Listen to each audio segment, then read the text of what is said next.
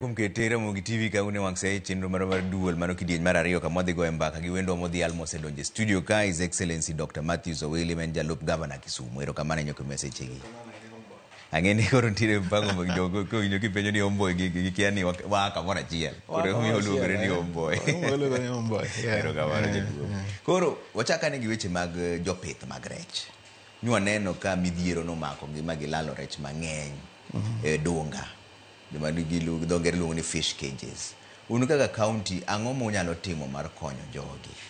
Nikech ne giywak ni kata insurance bende onge. Ang'o minyalo ere yo minyalo konygi go jopith rechgi? Erokamano Trevor, mokwongo adwoko ni erokamano kuom gwela kawuono ni mondo mi abi wago mbaka mar dongruok mar county ma Kisumu to bende wamenye kaka pinyo mar Kenya dhi.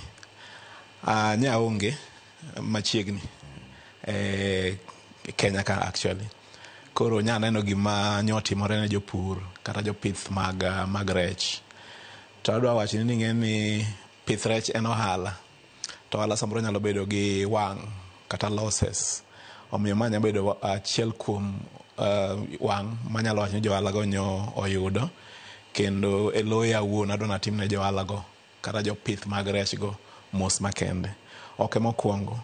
Higa mokalo ing'eyo ni ne wawito rech mang'eny ahinya e Lake Victoria.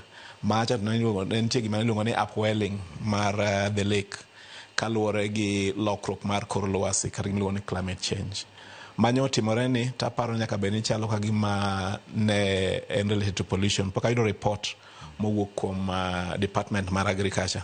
Tang'eyo ni kinya dhi e county tabo yudo report machalo kod mano. To kaka nya nene ochalo gima nyo en gima wuok kuom kwiri mager kata pollution modhi e nam kuma opidhe rech go momiyo koro rech go rech go otho. Madunga nyalo ni mondo mung'e ni Lake Victoria kaka wang'e kata nam Lolwe ok en lake no kende. Nitie aoche mang'eny mabende biro kanyo. Mangiso ni gima biro ko e aora kowuok kata Mau kachiwo karanyisi nyalo biro timo gimoro marach ang'o e nam.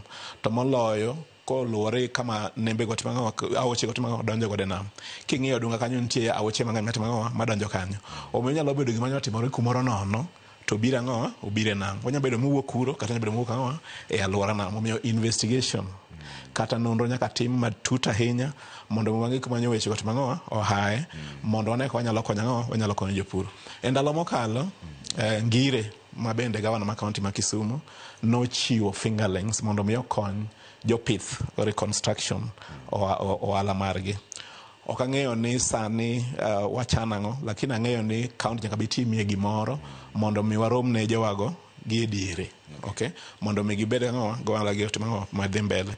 Ipenjo wach mar insurance. Insurance account ok emachiwo. Okay, en ng'ama ja ohala ema keto insurance mar ang'o mar ohande. Omiyo ni mondo akaw thuolo ni bende mondo mi akwagi joma timo ohala mora amora ni insurance en gima ber nikech ka wito mwandu gi akoro nyawo wito ni to insurance nyalo chuli mondo mi kik idhi at a loss ahinya. Okay. Yeah. Weche mag pur to gin mek